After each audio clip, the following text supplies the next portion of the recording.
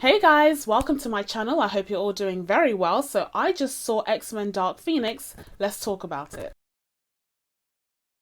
So here's the thing. Technically, I didn't just see X-Men Dark Phoenix. In fact, I got to see it last week.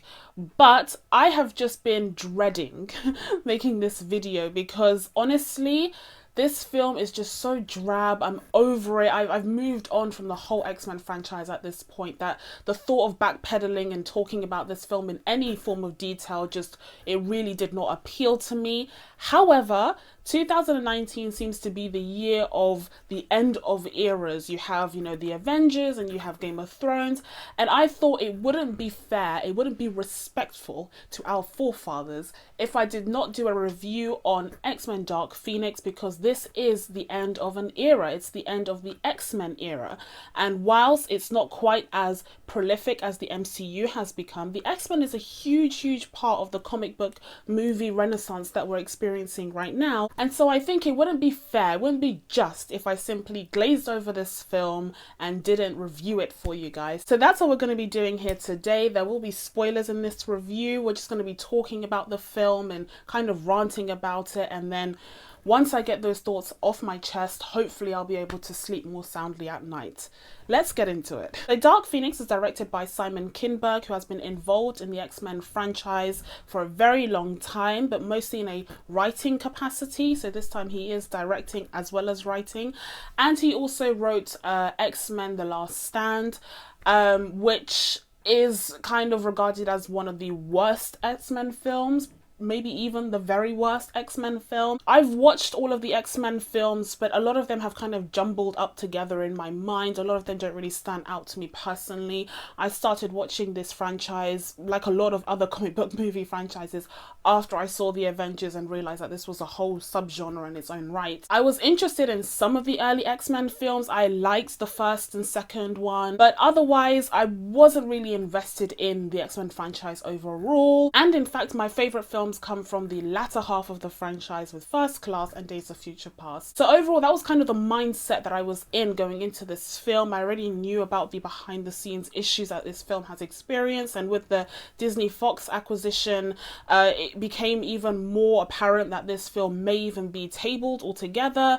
It did get a release, but then that release date kept getting extended and pushed over. So I felt like it was just a bit of a mess. The entire situation just felt very messy to me, and I lost interest because I wasn't very invested after Apocalypse anyways. So what did we end up with as a final installment of X-Men? I would say that we ended up with a very subpar comic book movie that was very reminiscent of X-Men 3, and I don't think there was enough here that really rectified a lot of the issues that X3 had, in order to really bring something new to the table. I think a lot of the same mistakes were committed once again in this film, and so that's what we're going to be talking about. So firstly, one of the main problems with this film, which is very reminiscent again to X3, is that there is nowhere near enough time dedicated to properly setting up the Dark Phoenix storyline. Now, I have not read the comics. I don't know what the story is. I don't know the ins and outs of it in the comic books. But I do know for a fact that it's a very famous storyline for the X-Men series. And I do know that it's the type of storyline that would take more than just one film to properly establish the true significance of it. I think it loses its weight in this film purely because they haven't spent enough time, they haven't dedicated enough time and energy to building the character of Jean Grey, and really establishing her foothold in the X-Men the way that they have with Professor Xavier and Magneto. Like nowhere near as close as that. And so to dedicate this entire film to that story arc doesn't really make sense, because the character herself doesn't feel like she has a strong foothold in the X-Men franchise. She was beginning to in X-Men Apocalypse. You definitely get a bit more sense of where that character is coming from, but then that was also the introduction of the character in this iteration, played by Sophie Turner. So it's not enough to really establish how this character behaves normally versus how she behaves, for example, when she is infected by the Dark Phoenix Force or whatever it is. I think Sophie Turner does a good job in trying to depict the kind of internal struggle that she faces whilst she has the Phoenix Force inside of her. But again, just from a story point of view, we're not very familiar with her character, so we can't really connect to her on a deeper level as a result. There are so many elements of this film that just feel rushed and they're not really done justice. The villains have no significant imprint in this film at all. They're just faceless bad guys. Jessica Chastain is doing a very good job being monotonous and unfeeling and totally uncharismatic in this film, and it's not her fault. It's just the direction. It's just the way that these villains have been written. They've been written to be very apathetic, and as a result you don't really connect to them. You don't connect to their cause. They state what their purpose is. They state that their planet had been destroyed by the Phoenix Force, and that's kind of their motivation for taking over the earth, but it's very vague. It's not very well explored, and they're not really given enough care in order to really establish them as menacing evil villains. And I think it's also awfully convenient that Jessica Chastain's character doesn't look the way that she does because she's an alien. She looks that way just because the woman who was inhabited by the alien just happened to look that way. That was very bizarre to me. But otherwise, yeah, she has a presence in the film. She's there. Jean Grey ends up trusting her for completely inexplicable reasons. It makes absolutely no sense why she would trust this alien just because she happens to have vague notions of her destiny and isn't afraid of her, even though none of the other X-Men were afraid of her either until she gave them a proper reason to be. And I'm sure if she had given those aliens reason to be afraid of her, they would have been flying out that window, because she has the power, the Phoenix Force, that was responsible for the destruction of their planet. But again, that's just a symptom of the rushed and underdeveloped character arcs that just don't make an impact in the story. Also, Hollywood did that annoying thing again where they christened Jean Grey as the Phoenix, and it was just some random kid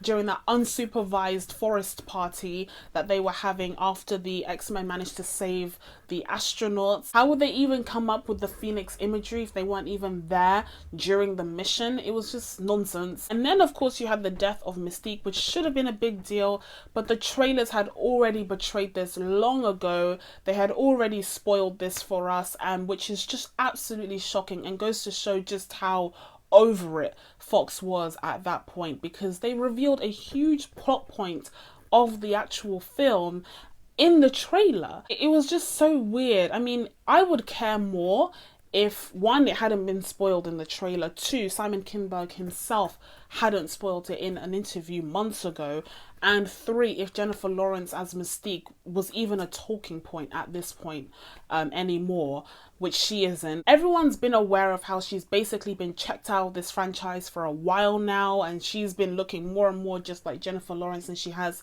as Mystique for a while, so the impact of her death was minimal. And to make it even worse, everyone's reaction during that actual scene was so muted. It was so emotionless. Professor Xavier, you know, he had tears well up in his eyes, but otherwise he remained very stoic, uncharacteristically so. It was so bizarre because essentially Hank was the only person to truly viscerally react to Mystique's death in that scene. Everyone else was just kind of standing around looking somewhat upset. It was made to seem like not a huge deal. It had no real significance as a result. Now let's move on to talk about the characters. I've already kind of discussed my thoughts on Jean Grey. I think, again, Sophie Turner did a good job as this character, but she wasn't given enough time to truly be established as a character in her own right, so that when she did turn to the dark side, we would really feel for her. We would have an understanding of who this character truly is. It was also a huge issue because we didn't really have a full understanding of her relationships with the other X-Men, like Professor Xavier and Magneto and Mystique, especially Scott, who she's supposed to have a romantic relationship with.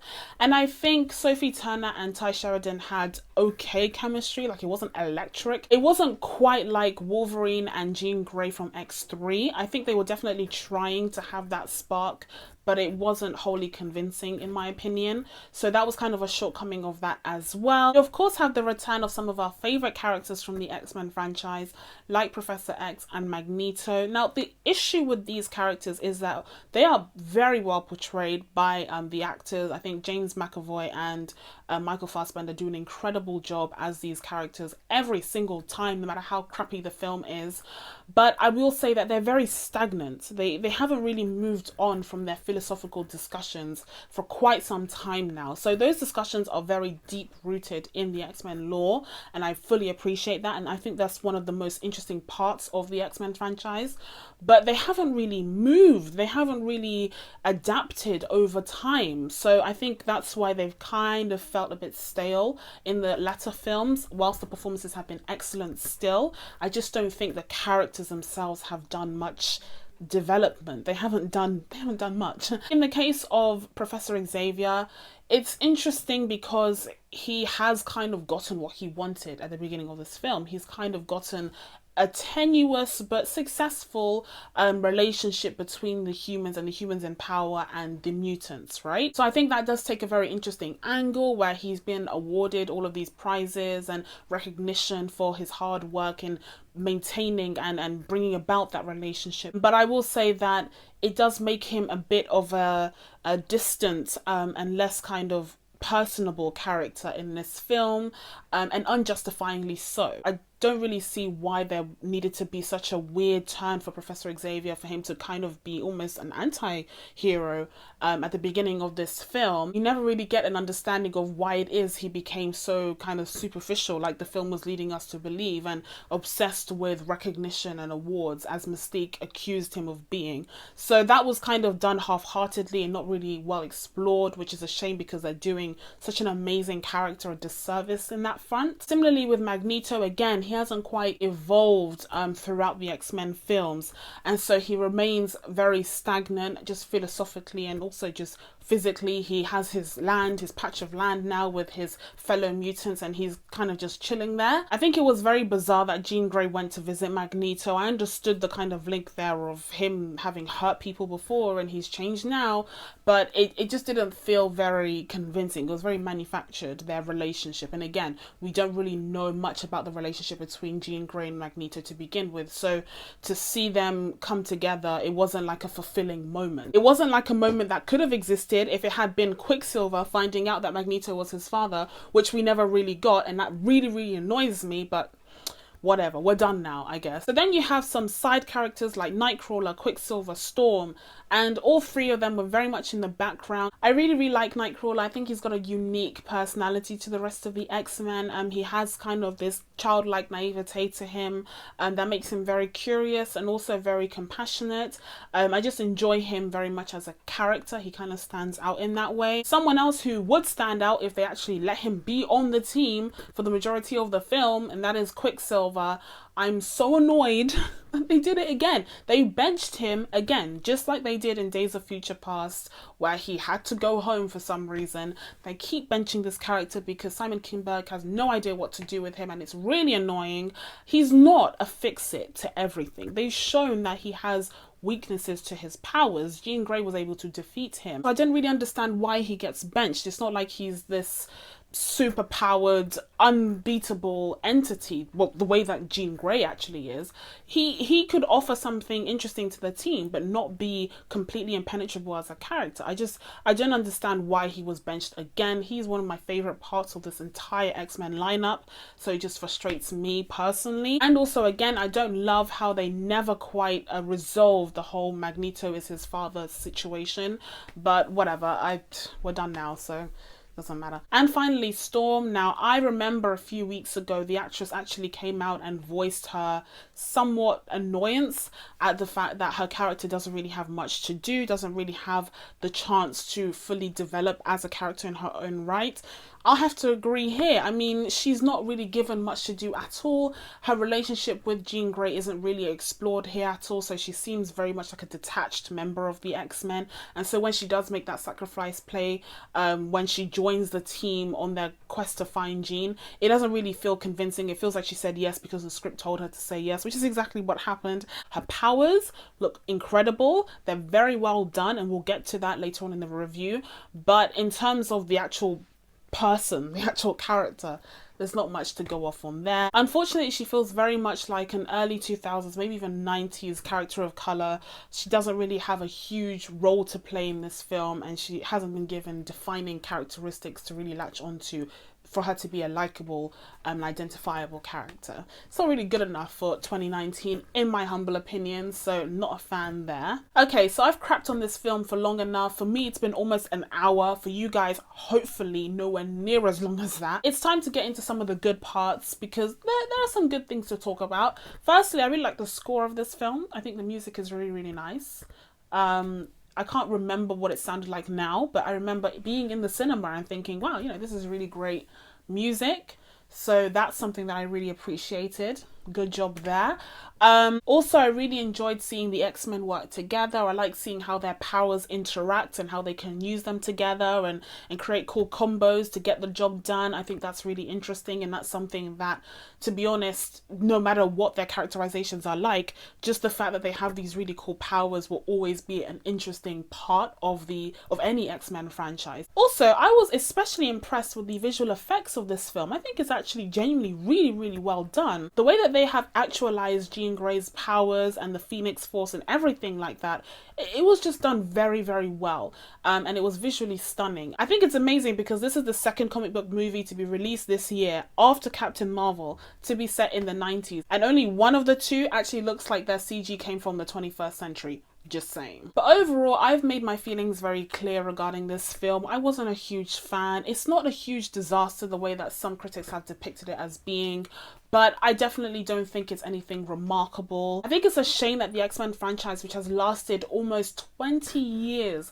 and has been largely instrumental in the comic book movie renaissance that we are experiencing today, had to go out like this. However, looking back at the X-Men films themselves, I personally, like I said, have never been huge fans of them. Whilst I enjoyed some of the earlier films, like the first two, it only really started to get interesting for me with First Class and Days of Future Past. And if you're counting the spin-offs, you have Logan and Deadpool, which are just incredible films. I very much lean towards those rather than the actual team-up X-Men films. So I would say that whilst I do think it will be missed in this space, I'm interested to see what Kevin Feige and co over at Disney will be able to do with these characters. I think the X-Men need a bit of a break. I think they can go lie down somewhere and rest because they definitely earned it. They've done their run. And in the future, I'm looking forward to seeing more from them. But for now, I need a bit of a breather. But overall, when it comes to Dark Phoenix specifically, I'm going to give this film a 5 out of 10. So now that I've told you guys my thoughts on Dark Phoenix, it's time for you guys to let me know what your thoughts are down in the comments below. Please be sure to subscribe to my channel to check out any new videos. Thank you guys so much for watching. I really appreciate it, and I will see you in the next one. Bye!